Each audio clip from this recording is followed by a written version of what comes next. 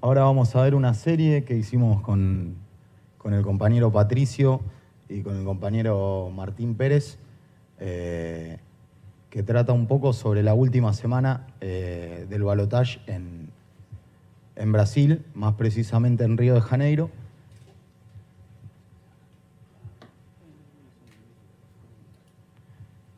Bueno, con la idea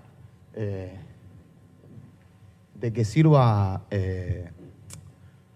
para poder tener un pantallazo de cómo se articulan los discursos políticos en Latinoamérica en estos momentos. Y bueno, lo voy a dejar hablando a mi compañero, que seguramente se los va a explicar mejor que yo.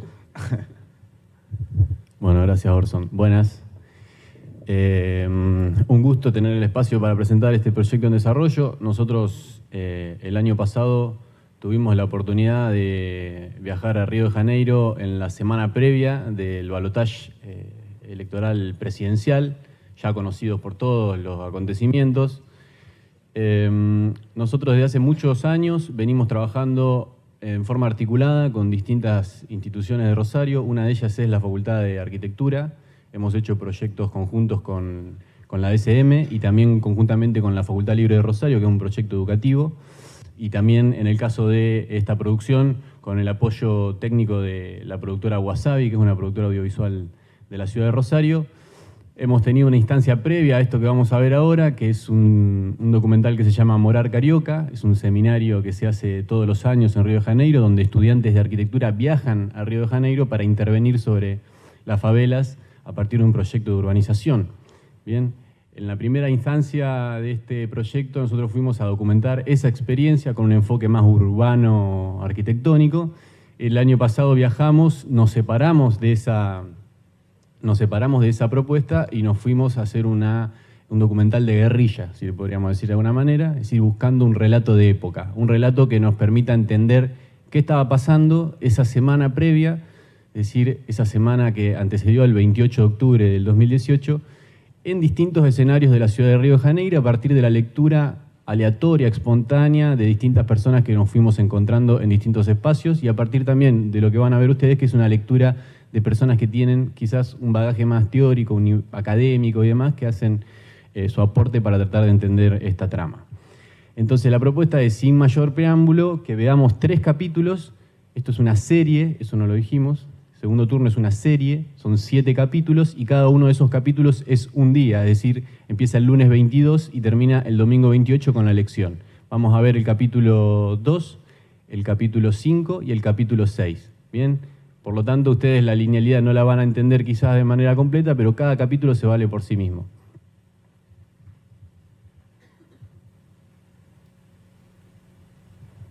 Globo News em ponto de hoje falando de desigualdade social.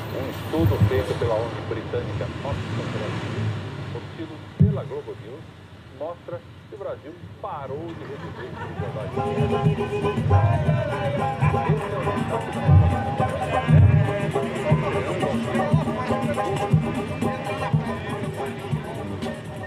Oi, amor. Não, filho, cheguei. Vai sair mais tarde. Cima da hora, mais pouco. Vai comer seu acarajé. A desigualdade é muito gritante, né? Para você ter uma ideia, aqui nós estamos em Ipanema, um bairro nobre. A desigualdade social está aqui do outro lado, no Morro do Vidigal ou até aqui no Cantagalo. Então nós precisamos de alguém que olhe isso com mais carinho, né? Com mais carinho. Porque aqui você vê uma pessoa que tem muito dinheiro e daqui a pouco você vê uma pessoa ali deitado, pedindo um pedaço de pão.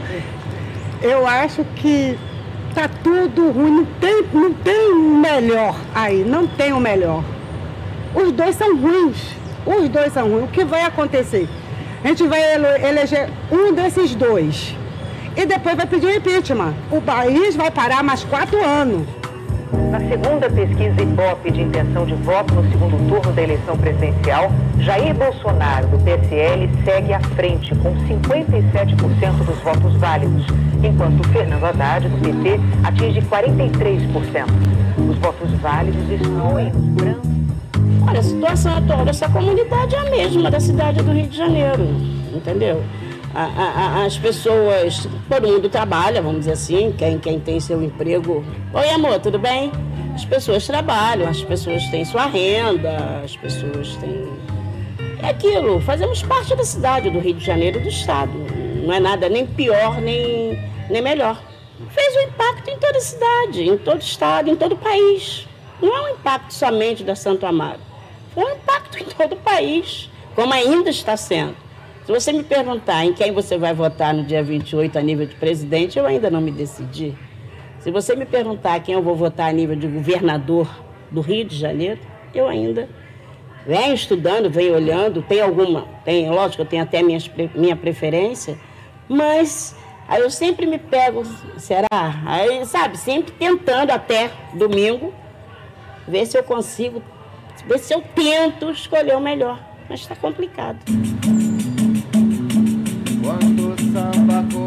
Vamos em frente. Uma pesquisa feita pela XP com 122 representantes do mercado financeiro mostrou a aprovação de 70% a Jair Bolsonaro. A gente anda distante do calor do seu gingado, você só formou-se aqui o que se convencionou chamar de uma nova classe média, que reúne alguma coisa em torno de 100 milhões de brasileiros que vivem com salários, renda familiar entre 2 e 8 mil reais.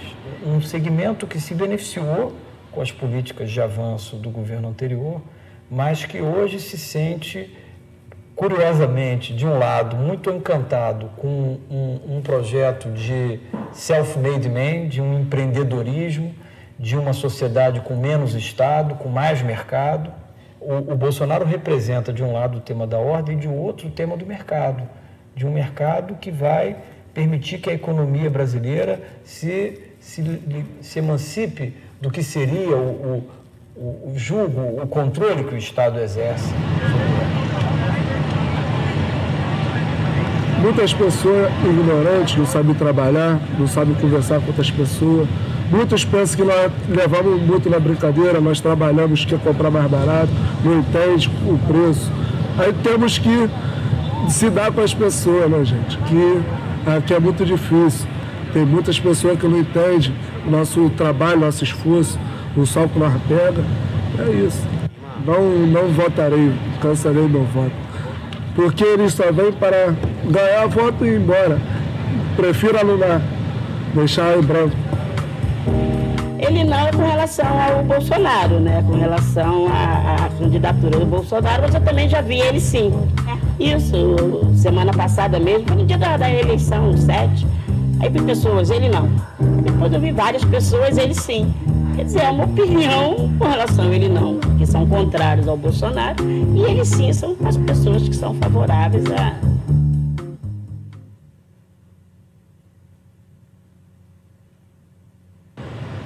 Já começa com um alerta, atenção, porque amanhã deve cair chuva forte, hein? Além do calor... Empresas apoiadoras de Bolsonaro acusadas de campanha ilegal de notícias falsas pelo WhatsApp. O jornal destaca que o candidato de extrema-direita se beneficia de uma indústria não democrática e criminosa de desinformação contra Fernando Haddad e que o Partido dos Trabalhadores já pediu ao Tribunal Superior Eleitoral...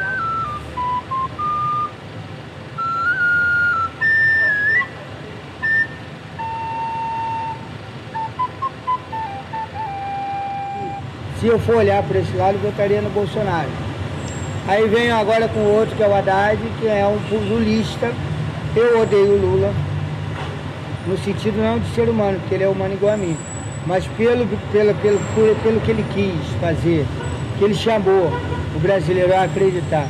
Queria dar um país de livre educação sustentável, em condição de aprender a ler, escrever e obedecer. Entendeu? É questão de salário. Pô, Lula, primeiro ano, primeira campanha dele, ele disse que o salário ia a R$500. Já passaram 16 anos e o salário não é 1.000.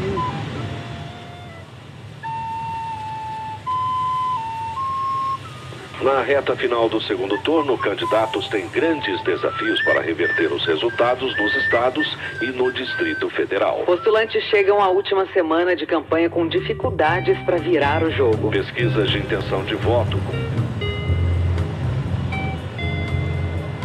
Creio que vai ganhar Bolsonaro porque falaram muito mal de Lula, que ele está preso, aí arranhou um pouco das imagens. A imagem do Lula está um pouco arranhada em Brasília, mas ele ainda é muito querido. Se fosse ele ganharia. Mas eu creio que Bolsonaro ganha, mas Haddad vai chegar muito próximo. Mas meu voto seria para Haddad, que é candidato de Luiz Inácio Lula da Silva. Sim, o Lula também é muito conhecido não só no Brasil, mas fora do Brasil também. Inclusive, Barack Obama falou que, assim, Lula, você é o cara, ele falou. Aí depois que Lula saiu do Brasil, o Brasil ficou um pouco mais na crise. O Brasil atualmente está uma crise financeira muito grande, né? Mas eu creio que vai melhorar.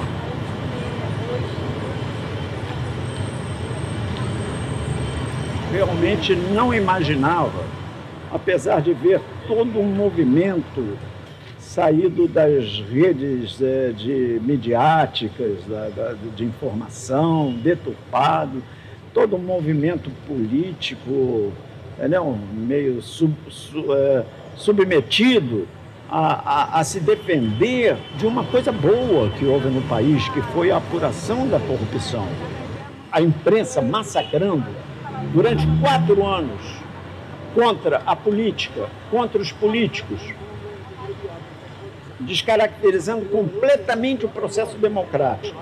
Porque a quantidade de WhatsApp, de mensagens do WhatsApp que nós estamos recebendo, denunciando nossos adversários, sobretudo né? Parece que a campanha do Bolsonaro está agindo muito fortemente com fake news contra a minha família, contra a minha atuação como ministro. Bolsonaro não é broma, coisa vai dizer, mas não vai fazer tudo isso. E se fizer, não vai fazer comigo, não? O cínico.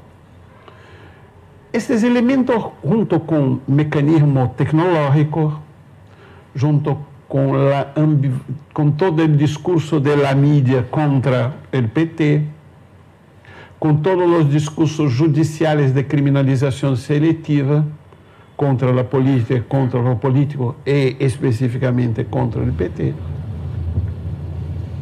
Es por el WhatsApp que la gente de Bolsonaro se comunicó sin ninguna relación con el resto, en una cosa bien autista, donde reciben información sin clasificación, de información mentirosa, claro, además, primarísima, sin ninguna elaboración, y la gente comparte a través del WhatsApp eso, y eso fue generando adhesión. O sea, de gente despolitizada, desprevenida, ignorante o, en muchos casos, malintencionada, que es un fenómeno. Ya había pasado en Estados Unidos con el Facebook en las elecciones de Trump y ahora acá descubrieron el WhatsApp como medio de propaganda política. A história, o melhor atleta é o Pelé. Pelé é inigualável. Se o Brasil é o que é hoje, deve muito a Pelé. Porque depois que o Pelé ganhou, o Brasil ganhou 2 Copas só. Outra em 94, que tinha o Ronaldo. Ele tá bebo, não liga pra quem tá falando bebo. Bebo é uma criança recém-nascida. Não, eu sou PT, é direito. O Tribunal Eleitoral inicia o transporte das urnas eletrônicas que serão utilizadas no segundo turno em Sergipe. A distribuição dos equipamentos começa pelo interior do estado. A repórter Aline Aragão acompanhou a movimentação hoje cedo no galpão do TRE.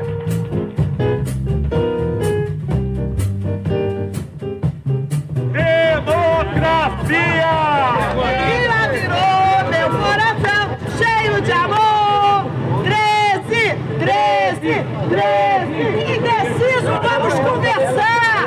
Vamos pensar num país livre. Vamos eleger um presidente professor. Vamos eleger um presidente professor e a de 13 é Manu no poder. É isso que o povo precisa. É valorização do aposentado. É aumento do salário mínimo a partir de janeiro. É Haddad no poder, é um professor com o livro na mão, mudando a história desse país. É isso que a gente precisa. Eu sou professora, eu quero um professor presidente. Isso se dá com democracia e não com fascismo. Mais escola, mais livro. É 13. É isso que tem pra hoje. Então vamos lutar por isso. Voto é tesouro. Voto é direito e um dever de cada cidadão. Cada um pode decidir o destino da nossa nação. Sigamos firmes pela justiça social, pela paz, pela liberdade de expressão da arte.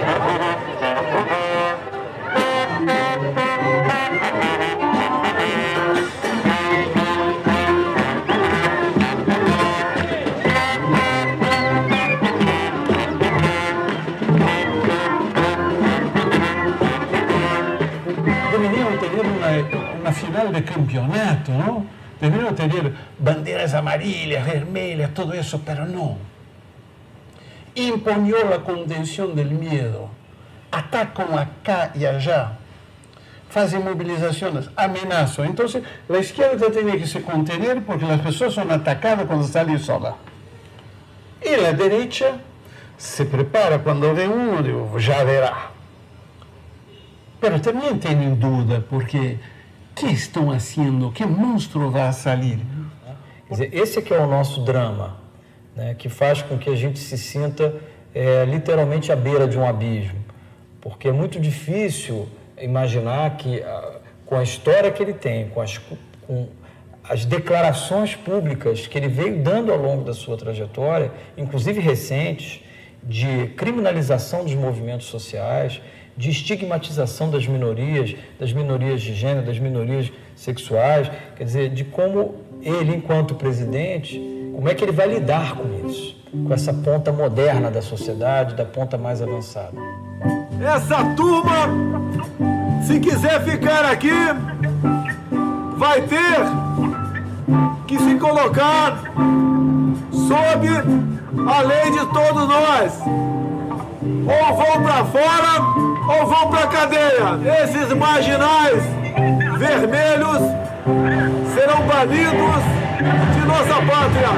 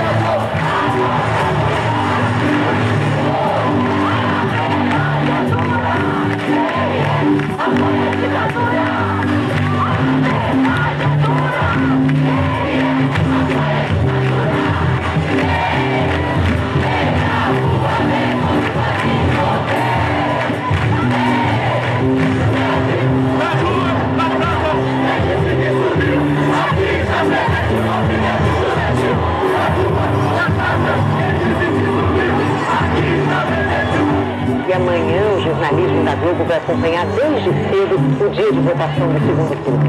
A cobertura começa às 8 horas da manhã, hora de Brasília, e segue ao longo de toda a programação.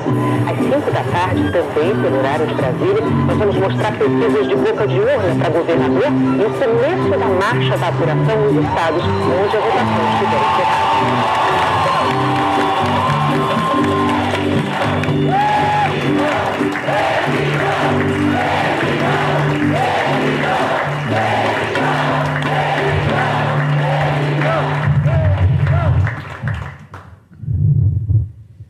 Bueno, muchas gracias por los aplausos. Bueno, esto que acabamos de ver son los primeros cortes de algunos capítulos. Están bastante crudos a nivel técnico. Todavía falta afinarlos bastante, pero bueno, creo que sirven como para dar cuenta un poco de qué trata la serie y cómo es la dinámica. Cuando Pato antes dijo que esto era un documental de guerrilla, por ahí quiero explicar un poco qué es lo que entendemos nosotros como documental de guerrilla. Esto se hizo, básicamente el equipo técnico que realizó esto son 3 realizadores que somos Pato, Martín Pérez y yo.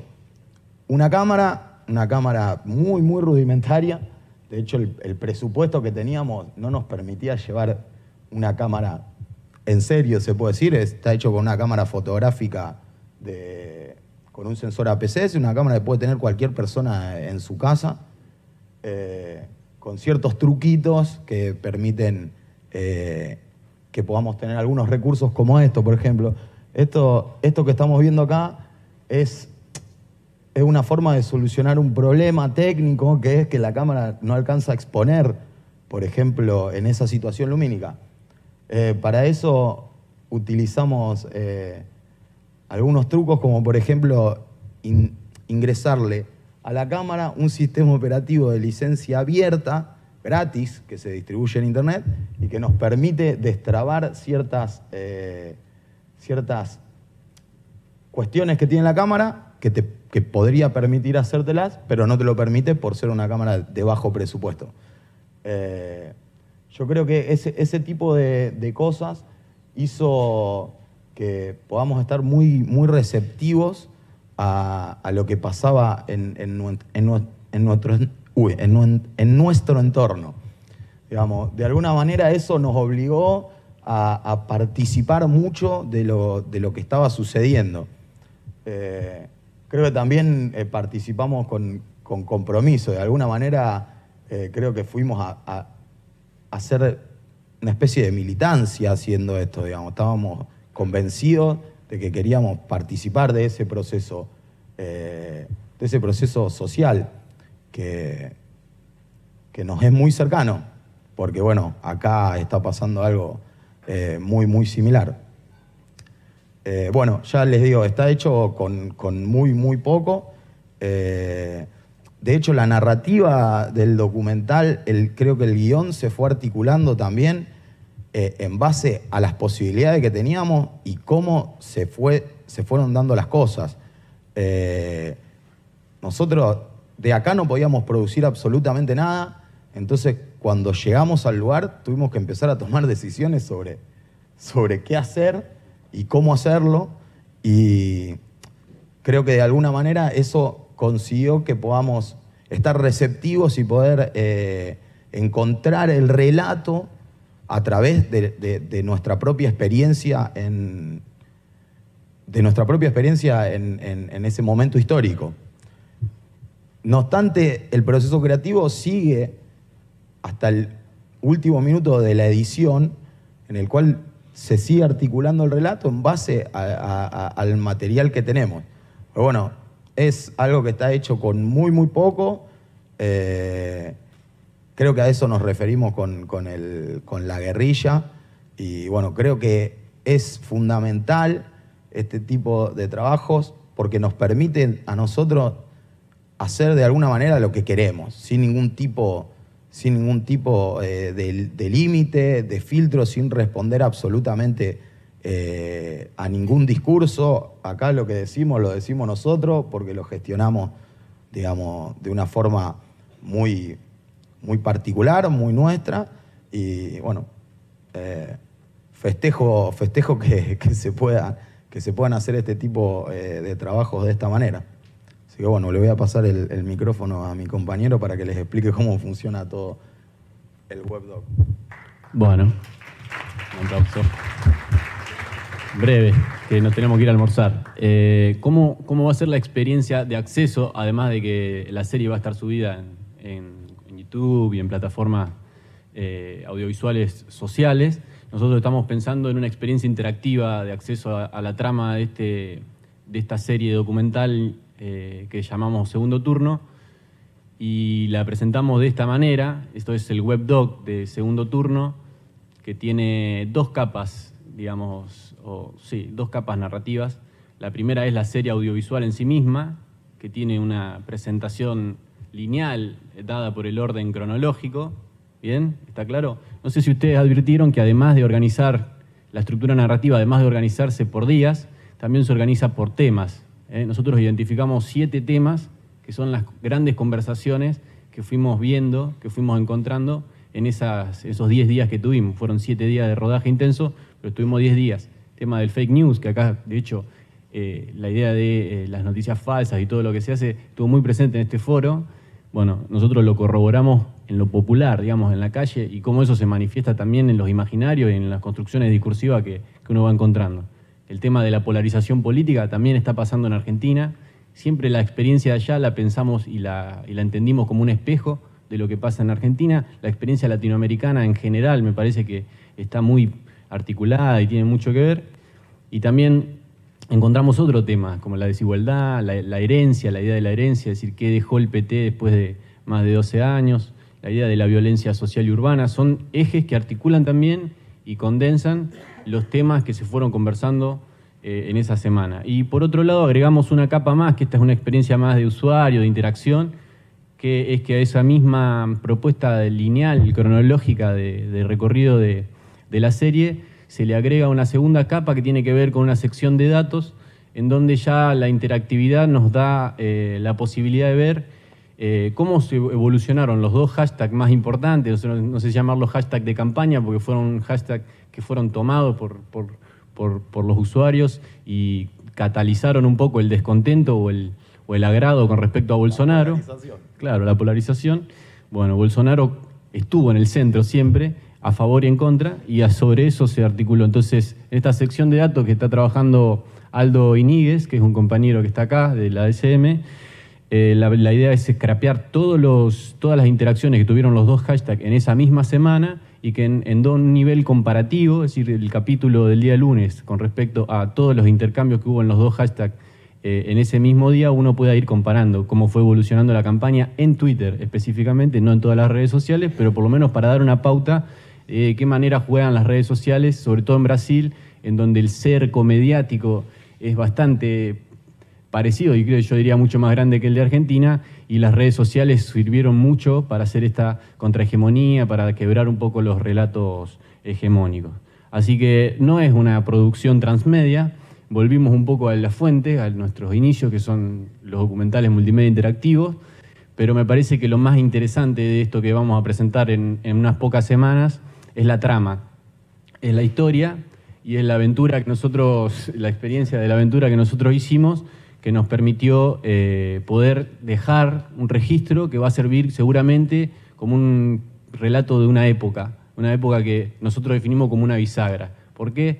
Porque bueno, hacía mucho, nunca había pasado en la historia de Brasil, después hablaremos en todo caso con Denis y con Gerson, pero nunca habíamos tenido una experiencia democrática que se oriente hacia la elección de una especie de neoliberalismo fascista, como en Argentina nunca habíamos tenido la llegada de un gobierno de derecha neoliberal por elecciones. Así que me parece que ahí también el valor más importante que tiene esto es el registro de la experiencia como un testimonio de época que seguramente acá a 10 años cuando lo veamos lo entendamos mucho mejor, más allá de que también nosotros lo hicimos con un sentido, pero que lo fuimos encontrando también a medida que lo...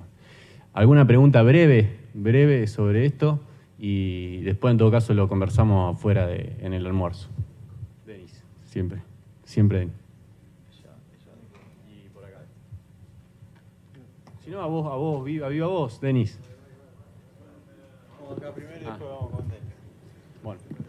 Bueno, hola, antes que nada, felicitaciones por el producto y sobre todo por seguir contando historias cuando por ahí las condiciones de producción no son las mejores, ni Hollywood, ni nada de eso.